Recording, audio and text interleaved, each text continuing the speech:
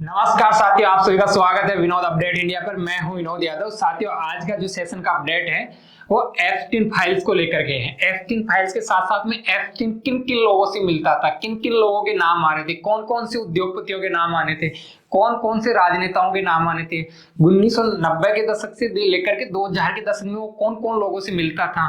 साथियों, चर्चा इसी टॉपिक की है, इसी के बारे में हम लोग जानेंगे आज के टॉपिक के अंदर। साथियों, इसके बारे में अगर आपको विस्तार से जानकारी लेना कि F3 कौन था, कहाँ का था, क्या करता था, क्या नहीं करता था, तो इसकी आपको जो डिटेल जानकारी हो हमारे एक जो अलग से सेशन, एक अलग से हमारा जो वीडियो बनाया हो उसमें मिल जाएगी आप लोगों को। आज के जो सेशन है साथियों, F3 की जो जानकारी है उसको हम लोग ब्रीफ में रिकॉल करेंगे। उसके अलावा जो आज क्या क्या खुलासे हुए हैं 20 दिसंबर को, उसके बारे में चर्चा करेंगे। साथियों, कहानी F3 फाइल्स की है जो पिछले कम से कम एक महीने से ट्रेंड के अंदर थी और सबसे ज्यादा माहौल बना रखी थी कि भाई किन किन के नाम आएंगे, कौन कौन से देश के मंत्रियों के नाम आएंगे, कहाँ की सरकारें गिरेंगी, इन सब चीजों को लेकर के थे। FBI के द्वारा ये कहा जा रहा था, अभी अमेरिका के अंदर एक एक्ट पास होता है, उस एक्ट के अंदर FBI और वहां की जो न्याय विभाग, उसको ये कहा गया था कि आप इस फाइल को सार्वजनिक कर दीजिए। पूरी अमेरिका को नहीं, पूरे वर्ल्ड को मालूम चलना चाहिए कि F3 किन किन लोगों के उनके साथ में उठ बैठ थी और वो किन किन लोगों से मिलता था। साथियों, F3 की बात कर ले तो F3 शुरुआत के अंदर एक स्कूल के टीचर रहा करता था, मैथमेटिक्स पढ़ाया करता था ये। उसके बाद में इसकी धीरे धीरे वहां के पेरेंट्स से जानकारी हुई, धीरे धीरे बिजनेसमैनों से मिला और ये लास्ट में एक सलाहकार की भूमिका निभाता है। ये मतलब एक तरीके से बिजनेस मैनेजमेंट का काम करने लग गया था, लोगों के फंड मैनेजमेंट करता था। उसके बाद में साथियों, ये जब रसूखदार लोगों से मिलने लग गया, अच्छी अच्छी हस्तियों से मिलने लग गया, तो इसने एक आयरलैंड खरीदा था, एक द्वीप खरीदा था। और वो एक द्वीप था, उस द्वीप के ऊपर वर्जीनिया द्वीप के नाम से अमेरिका के अंदर जाना जाता है। उसके अंदर ये वहां पे हाई प्रोफाइल मीटिंग पार्टियां ऑर्गेनाइज करवाता था। उस पार्टियों के अंदर जो टीन एज की या जो कम उम्र की लड़कियां होती थी, जो मतलब नाबालिग कह सकते हैं उनको, वो उन जो वहाँ हाई प्रोफाइल पार्टियां वहाँ मनोरंजन के लिए या फिर उनके सामने देह व्यापार के लिए या फिर यौन शोषण के लिए वहां पे उनको परोसता था ये। और ये उसी के अंदर पकड़ में आता है, ये फंसता है उस जाल के अंदर। तो वो 2004 के अंदर फंसता है साथियों। 2004 के अंदर एक लड़की है जो उसको मसाज के बहाने से वहां ले जाया जाता है। उसके बाद में वो घर आके बताती है तो इस पे केस लगाया जाता है। जब केस सामने आता है तो इसके दर्जनों ऐसी कहानियां सामने आई खुल के। और ये पहली बार 2004 के अंदर इसके ऊपर केस होता है। 2008 में पहली बार ये जेल में जाके आता है। साथियों, ये जेल में जाके आता है तो ये उसके अंदर भी ज्यादा दिन के लिए नहीं, लगभग 13 महीने के लिए जाके आता है। और जो ये आप ये तस्वीर देख रहे हो, इसके अंदर ये जो ग्लेन मैक्सवेल है, ये ग्लेन मैक्सवेल ही ये मतलब इसकी पार्टनर है। और ये मतलब जितना इसका अपराधी है, इस मतलब इस घिनौने या इस काले काम का, उतना इसके बराबर ये भी हकदार है, भागीदार है।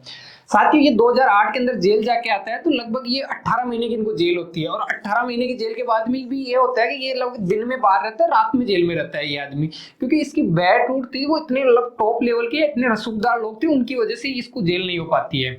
और ये 2009 में जेल से बाहर आता है। जब जेल से बाहर आता है तो ये जो काम कर रहा था उसी काम में वापस लग जाता है। और लगभग 2017 में कैंपेन चलता है अमेरिका के अंदर। वो कैंपेन की कहानी ये है कि मीटू कैंपेन के नाम से वो इंडिया में भी चला था और अमेरिका में भी चला था। उसके अंदर वहां पे एक हॉलीवुड का एक एक्टर है या प्रोड्यूसर डायरेक्टर है, तो उसके खिलाफ केस लगते हैं। उसमें कम से कम दर्जनों पर महिलाएं उस पर आरोप लगाती हैं कि हमारा भी इसने मिसयूज किया है, यौन शोषण किया है, हमारा भी मतलब देह व्यापार किया है, वो सब चीजें उस पर आरोप लगती हैं। तो उस टाइम में महिलाएं अपनी सोशल मीडिया पे आके अपने साथ में जो कहानी बीती वो सब चीजें शेयर कर रही थी। उस टाइम एक महिला निकल के आती है और वो जो F3 है उस पर आरोप लगाती है। जब F3 का नाम दोबारा से जब आते हैं तो फिर दर्जनों महिलाएं फिर वापस F3 पे भी आरोप लगाती हैं। जब F3 पे आरोप लगती है तो लगभग 2019 के अंदर इसको वापस जेल होती है। उस टाइम में डोनाल्ड ट्रंप की जो ट्रंप है चचा की, उसकी सरकार रहती है। अब कहानी ये देखना आप लोग, चचा की सरकार में ये गिरफ्तार होता है। और गिरफ्तार होता है तो 6 जुलाई को ये गिरफ्तार होता है साथियों।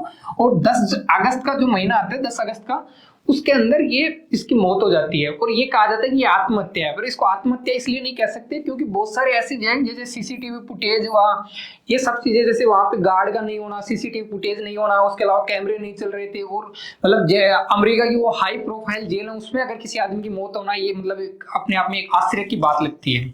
इसी के साथ में जब ये संदेश ले किया जाता है इस बात पे, क्योंकि उस टाइम में जब इसको गिरफ्तार किया जाता है, जेल में मौत होती है, उस टाइम में ट्रंप की सरकार रहती है। और ट्रंप के इसके पुराने लिंक है, लगभग 1993 से 1997 में ट्रंप और ये अच्छे दोस्त हुआ करते थे।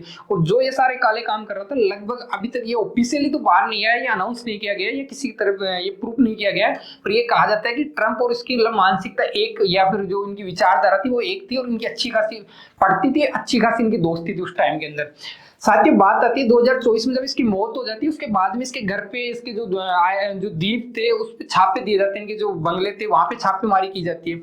छापेमारी के अंदर साथ ही बहुत सारे डॉक्यूमेंट्स बाहर निकल के आते हैं। उसके अंदर जैसे इसकी कोर्ट में केस चल रहे थे वो डॉक्यूमेंट्स थे, उसके अलावा इसकी ईमेल थी, किन किन लोगों से मिलने के लिए ईमेल करता था, कहाँ कहाँ मिलता था उन लोगों से। उसके अलावा लगभग 95,000 के आसपास इसकी फुटेज इकट्ठी कर रखी थी इस आदमी ने। मतलब इसकी मानसिकता आप देखो, जाहिलपना भी एक देखो, 95,000 मतलब फुटेज इकट्ठी कर रखी थी। उसके अलावा इसके बहुत सारे वीडियोस बाहर आए, वीडियोस इकट्ठे कर रखे थे इसने। और ये फ्लाइट का रिकॉर्ड था कि ये किस आदमी से मिलता था। इसके पास में एक पर्सनल लोलिता एक्सप्रेस के नाम से एक फ्लाइट, ये एक जेट था। तो इसमें मतलब जो रईस लोग थे वो इसके जो द्वीप था उस द्वीप पे ये लोग पार्टी करने के लिए उसी से आते थे और उसी से जाते थे। तो उसका पूरा रिकॉर्ड है। उसके अलावा बहुत सारे गवाह, जो बहुत सारी महिलाओं के साथ में इसने ये कुकृत्य किया है, तो उसकी बहुत सारी जो रिपोर्ट थी, उनके बयान थे, वो सारे जो डॉक्यूमेंट्स थे उसके लिए 2024 के अंदर एक मतलब इसकी संसद के अंदर जो इनकी पार्लियामेंट अमेरिका का कांग्रेस, उसके अंदर ये विधेयक लाने के लिए चर्चा होती है कि इन सब चीजों को सार्वजनिक किया जाए। अब जब सार्वजनिक करने की बात आती है साथियों, तो अभी वहां पे ये एक्ट पास हुआ, पहले कानून पास हुआ। कानून पे जो वहां का राष्ट्रपति ट्रंप है वो साइन करता है, वो भी कहानी मैं आपको आगे बताता हूँ। और जब ये पास करते हैं तो इनके अंदर ही कुछ लोगों के नाम आते हैं, जैसे ट्रंप का नाम आया था, बिल क्लिंटन का नाम आया था, उसके बाद में स्टीफन हॉकिंस का नाम आया था, माइकल जैक्सन का। ये मतलब वो हस्तियां हैं जिनको लोग पढ़ते हैं या लोग इनसे प्रेरणा लेते हैं। साथ ही बात की जाए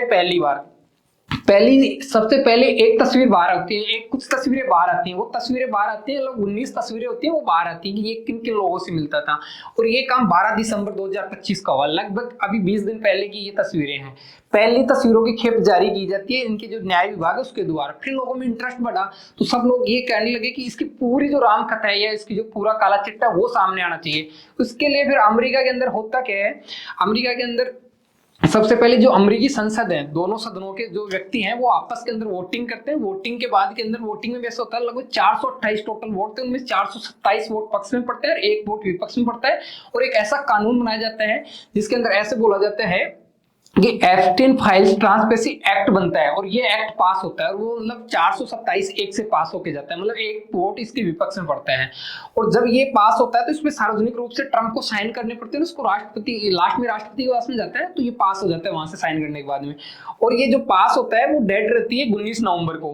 और जिस दिन पास होता है उसके 1 महीने का टाइम दिया जाता है। इनका जो न्याय विभाग है उसको 1 महीने का टाइम दिया जाता है कि 19 नवंबर हो रहा है, 19 दिसंबर तक का आपके पास में टाइम है। और 20 दिसंबर को ये सारी फोटो फाइल्स, इसका जो पूरा रिकॉर्ड है, इसका जो काला चिट्टा है, वो सबको सार्वजनिक करना पड़ेगा।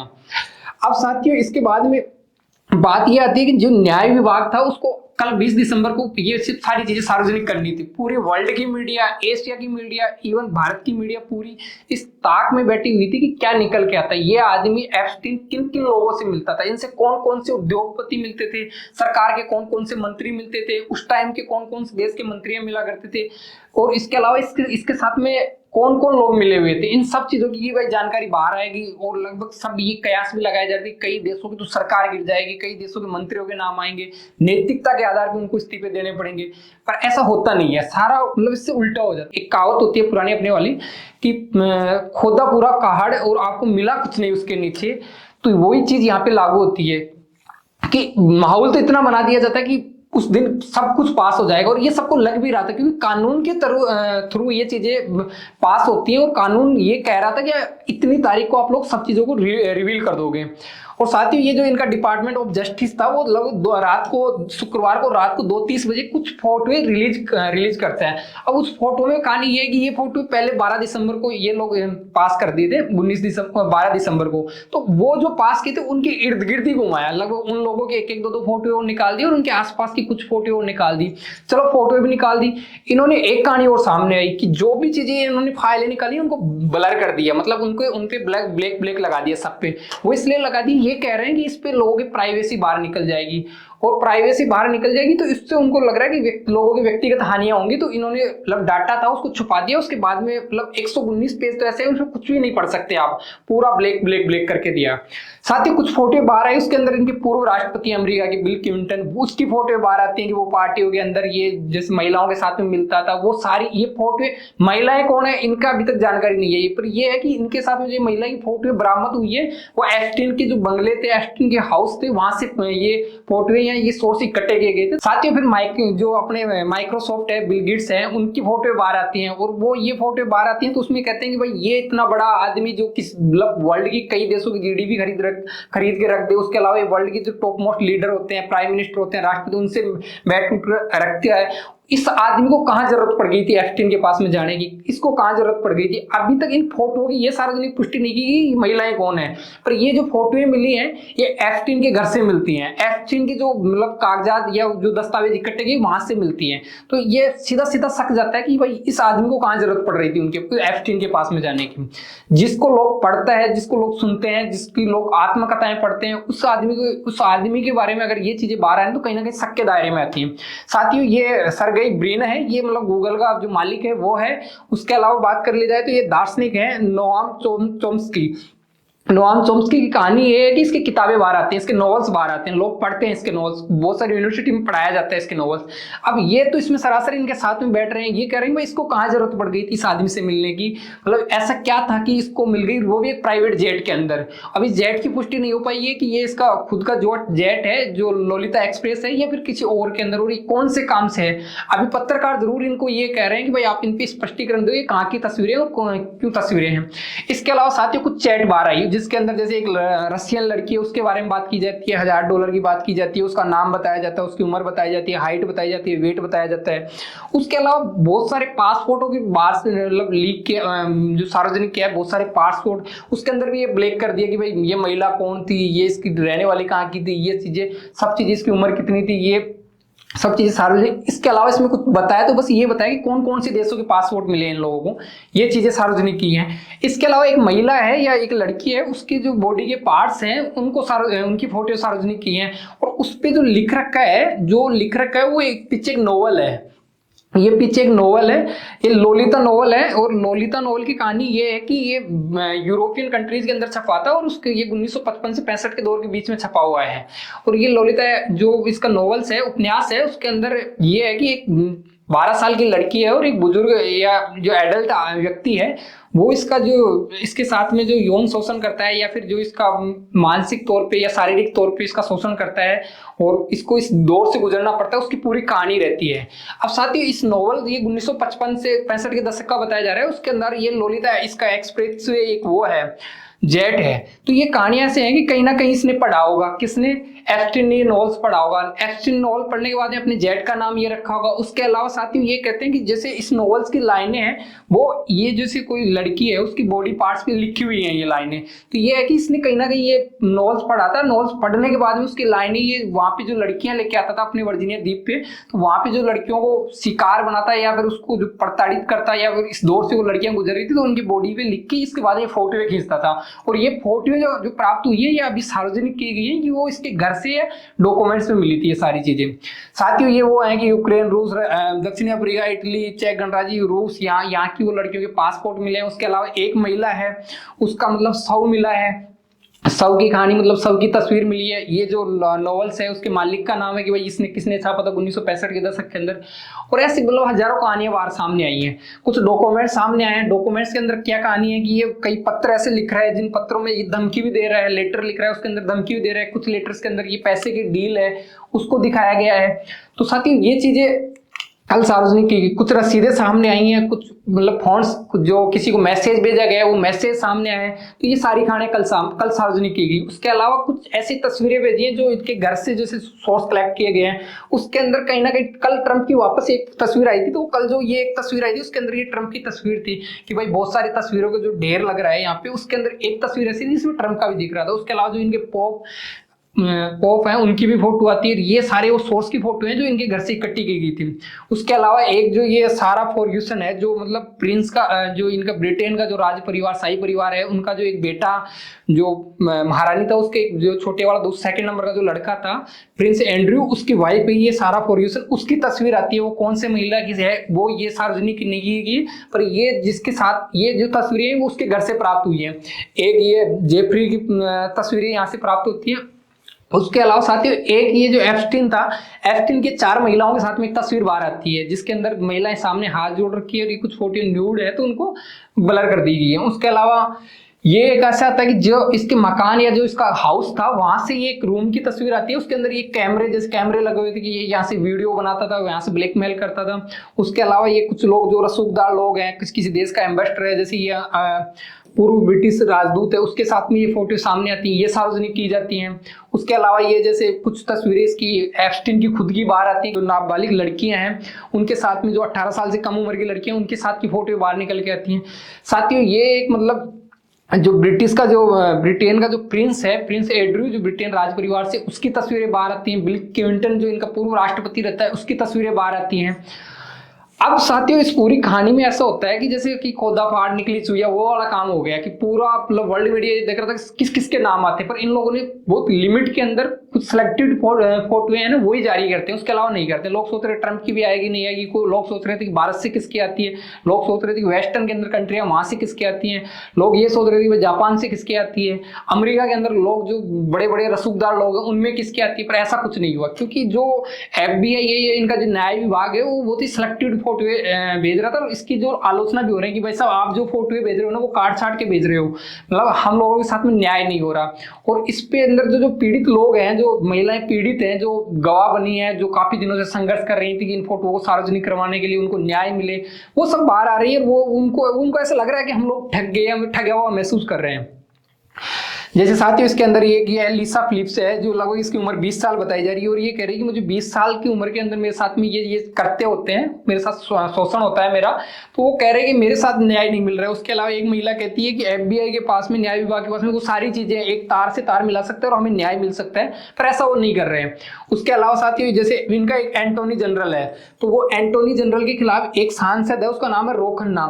ये भारतीय मूल के रो खन्ना सांसद है, वहां पे वो कह रहे हैं हम लोग महाभियोग लेके आएंगे कि हम लोग कानून बनाते हैं, कानून से आप लोगों को हम लोग ये करेंगे सब चीजों को सार्वजनिक करना है, फिर भी आप लोग सार्वजनिक नहीं कर रहे हो, कुछ सिलेक्टेड लोगों को आप फोटो सार्वजनिक कर रहे हो, और उसके अलावा बहुत सारे लोगों को बचा रहे हो आप लोग। आप मतलब इससे आप ऐसा खेल कर रहे हो कि इससे बहुत सारे लोगों को बचा रहे हो, उनका सामने नहीं आने दे रहे हो उनका नाम। और साथियों ये उसके आगे ये भी बताते हैं कि शुरुआत के अंदर एक ये पीड़िता रही हुई है जेस माइकल्स, ये कहती है कि न्याय विभाग जो इतनी देरी कर रहा है, इसके अंदर ये सारा भ्रष्टाचार का खेल है, ये खुद आरोप लगा रहे हैं। इसके अलावा ये साथियों वो बहुत सारी महिलाएं हैं जो ये मीटू कैंपेन हुआ था उस टाइम के अंदर खुल के बाहर आई थी और इन्होंने आरोप लगाए थे, फिर ये आरोप के साथ में बदले में गवाही भी देती हैं कोर्ट के अंदर। ये वो सारी महिलाएं ये सारी महिलाएं अब ठगी हुई महसूस कर रही है, हम लोगों ने इतना मेहनत किया, हमारा अब तक हम लोगों को न्याय मिलना चाहिए वो नहीं मिल रहा है। इसके अलावा ये 1991 के अंदर जेस माइकल्स नाम की एक लड़की है, वो कहती है 1991 जब मैं 22 साल की थी तो मेरे साथ में ये यौन शोषण किया गया था। और इसके अलावा ये बहुत सारी जो महिलाएं हैं वो मतलब कोई 14 साल की बता रही है, कोई कितनी साल की बता रही है, ये कह रही है कि हमको भी न्याय की उम्मीद थी, वो कुछ नहीं मिल रहा है।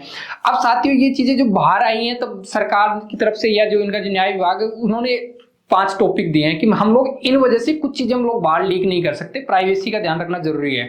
उसके अंदर पहला तो ये कह रहे हैं जैसे कोई पीड़ित है उसकी निजी पहचान हम लोग नहीं बता सकते, क्योंकि जो उस टाइम में वो लड़की कम उम्र में रही होगी पर वो आज कहीं प्रोफेशनल काम कर रही होगी, वो किसी कंपनी में या कहीं बड़े ओहदे पे बैठी होगी, तो अगर हम लोग उसका नाम सार्वजनिक करते हैं, फोटो सार्वजनिक करते हैं, तो उसके व्यक्तिगत और उसके जो कैरियर है उन दोनों में फर्क पड़ेगा और वो कहीं ना कहीं डिप्रेशन में आ सकते हैं। उसके अलावा दूसरा इन्होंने यौन शोषण से जुड़ी सामग्री, जो बच्चों से जुड़ी सामग्री वो नहीं हम लोग साझा कर सकते, क्योंकि इससे मेंटली हेल्थ पे फर्क पड़ता है सबसे ज्यादा। दूसरी चीज है कि जो महिलाओं के साथ में शोषण हुआ उनमें आधी महिलाएं सामने, आधी नहीं है, आधी आज बड़े बड़े ओहदों में बैठी है, तो उनके लिए भी बोला जा रहा है कि भाई उनकी प्राइवेसी का ध्यान रखना जरूरी है। एक शारीरिक हिंसा की जो तस्वीरें हैं वो हम लोग साझा नहीं कर सकते। उसके अलावा उन्होंने बोला है कि जो केस प्रेजेंट में जांच में चल रहे हैं या जिनकी जांच चल रही है या जो रनिंग के अंदर है उनको हम लोग सार्वजनिक नहीं कर सकते, नहीं तो जांच बायस्ड हो सकती है, फिर वो तो एक तरीके से एक तरफा उनको फायदा मिल जाएगा कहीं ना कहीं। उसके अलावा ये कहते हैं कि जैसे कोई राष्ट्रीय सुरक्षा से लेके या विदेशी सुरक्षा से लेके या विदेशी निवेश से लेके या सीक्रेट कोई डील हुई है उससे रिलेटेड या सीक्रेट व्यक्ति से रिलेटेड है, तो वो लोग हम लोग उन चीजों को साझा नहीं कर सकते। साथियों कहानी ये है पूरी कुल मिला के जितना मीडिया एक्सपेक्टेशन लगा के बैठा था कि एक साथ 95,000 तस्वीरें बाहर आएंगी, कौन कौन व्यक्ति होंगे कौन कौन नहीं होंगे, ऐसा कुछ नहीं हुआ। क्योंकि जो उनका जो न्याय विभाग उन्होंने कहा कि हम लोग कोशिश कर रहे हैं कि एक एक तस्वीर को हम लोग देखें बारीकी से, उसके क्या एक्सपेक्टेशन है, उससे क्या हानि हो सकती है या नहीं हो सकती है, तो उस हिसाब से हम लोग जारी करेंगे। और जो भी जारी कर रहे हैं उनको ब्लर कर रहे हैं कि किसी की व्यक्तिगत पहचान सामने नहीं आ सके। और ये किस्तों में जारी होंगी, अब एक साथ जारी नहीं होंगी, जारी सबको करनी पड़ेगी, पर वो किस्तों में जारी होंगी कि कुछ को अब कर दी, कुछ को 15 दिन बाद, कुछ को 20 दिन बाद, ऐसा चलेगा।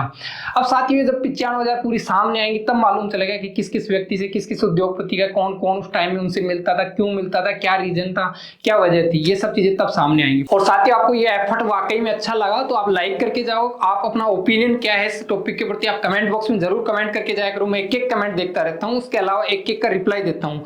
और साथ ही आप सब्सक्राइब जरूर करके जाओ। ये नंबर होते हैं वो बड़े अच्छे लगते हैं और आपने इतने पैसेंस के साथ में सुना, उसके लिए थैंक यू, धन्यवाद।